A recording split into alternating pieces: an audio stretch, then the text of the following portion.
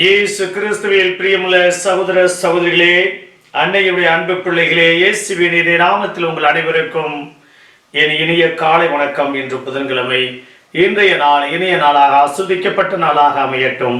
நீங்க எல்லாரும் நல்லா இருக்கணும். பிரியமான சகோதரர்களே, இன்றைய நாளில்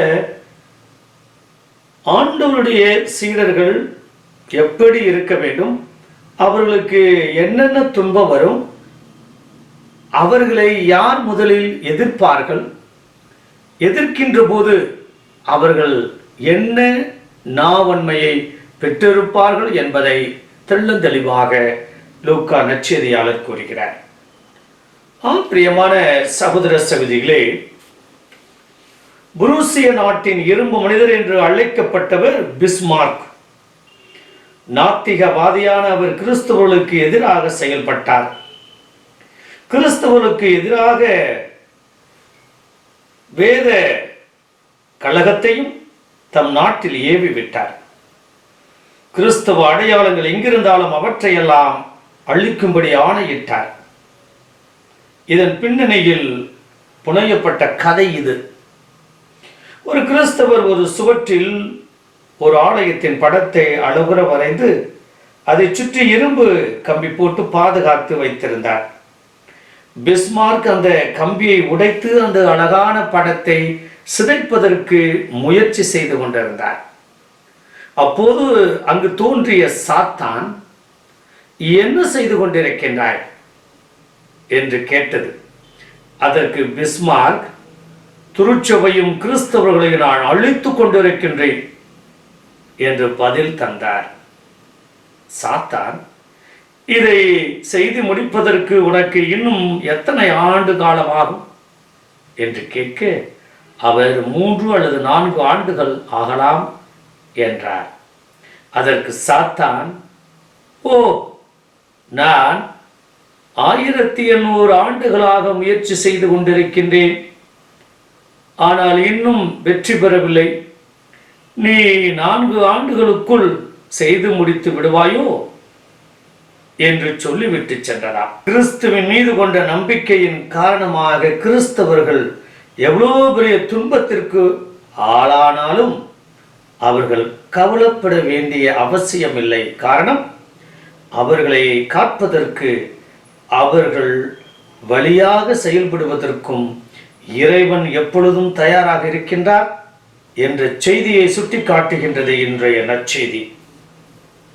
கிறிஸ்துவின் பொருட்டு துன்பங்கள் வரும்போது அவற்றை என்ன மனநிலையுடன் நான் ஏற்றுக்கொள்கின்றேன்? நமக்கு உதவி புரியவும் நம்முடன் போர் புரியவும் நம் கடவுளாம் ஆண்டவர் நம்மோடு இருக்கின்றார். பிரியமான சகோதர சகோதரிகளே, இன்றைய நற்செய்தி வாசகம் 2 காரியங்களை சுட்டி காண்பிக்கின்றது. இயேசுவின் பொருட்டு துன்பங்கள் வரும். இரண்டாவது, அவற்றை சந்திப்பதற்கான ஞானமும் உள்ள உறுதியும் இறைவனால் தரப்படும். இது வெறும் வாக்குறுதி மட்டுமல்ல, முற்றிலும் உண்மையானது என்பதை விவிலியத்தில் வரும் பல கதாபாத்திரங்கள் நமக்கு சுட்டி காட்டுகின்றன.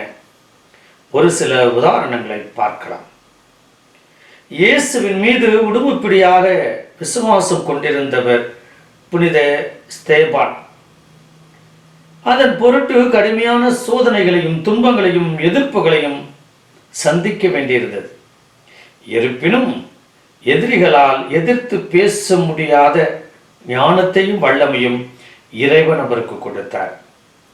இயேசுவின் மீது கொண்ட உறுதியான நம்பிக்கையின் காரணமாக தலைமைச் சங்க தீர்ப்புக்கு ஆளானவர்கள் பேதுருவும் மற்றும் சீடர்களும். ஆனால் இறைவன் அவர்களுக்கு வழங்கி இருந்த துணிவை கண்டு அவர்களால் ஆச்சரியப்படாமல் இருக்க முடியவில்லை. இயேசுவின் மீது கொண்ட நம்பிக்கையின் காரணமாக நற்செய்தி அறிவிக்க சென்றவிடமெல்லாம் எதிர்ப்பையும் துன்பங்களையும் சம்பாதித்துக் கொண்டவர் பவுல். சொந்த மக்களாலும் இடர்கள், புற இனத்தார்களாலும் இடர்கள். இருப்பினும் இறைவன் அவருக்கு தொடர்ந்து வல்லமையையும் ஆற்றலையும் தந்து கொண்டே இருந்தார். இங்கு ஒரு அழகான உண்மை நமக்கு சுட்டி காட்டப்படுகின்றது. இறைவன் மீது நாம் கொள்ளும் நம்பிக்கை ஒரு சொகுசான வாழ்க்கையையோ வசதியான வாழ்வையோ நமக்கு தரப்போவதில்லை. மாறாக நம் வாழ்க்கை பயணத்தை முற்கள் நிறைந்த காற்றில்தான் தொடர வேண்டியிருக்கின்றது. இருப்பினும் இறைவன் தன் வழிநடத்தலையும் வல்லமையையும் ஆற்றலையும் அதோடு நிலையான மகிழ்வையும் நமக்கு தந்து கொண்டே இருப்பார்.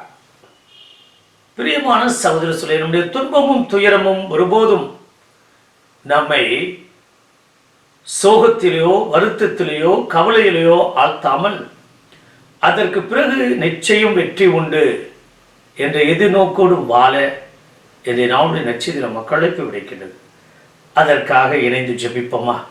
பரலோக தந்தையே இறைவா, உங்களுடைய சீடத்துவ வாழ்வு என்பது தொடக்கமே இதோ முற்கு நிறைந்த காற்றில் நடந்து செல்வது போலதான். ஆனால் நிச்சயமாக வெற்றி உண்டு, விடுதலை உண்டு, விமோச்சனம் உண்டு.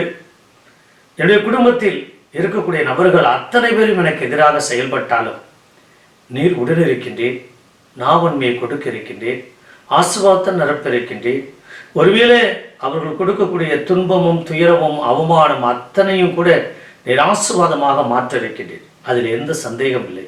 ஆண்டவரே, தொடர்ந்து என்னையும் குடும்பத்தாரையும் மற்றும் இந்த கிறிஸ்துவ சமூகத்தையும் என்றும் சான்று பகரக்கூடிய உமக்கேற்ற வாழ்வு வாழக்கூடிய கிருபையும் பாக்கியத்தையும் கொடுத்து ஆசீர்வாதத்தை நிரப்பும்படி எங்கள் ஆண்டவராகிய இயேசு கிறிஸ்துவின் நாமத்தில் ஜெபிக்கிறோம் நல்ல பிதாவே, ஆமென்.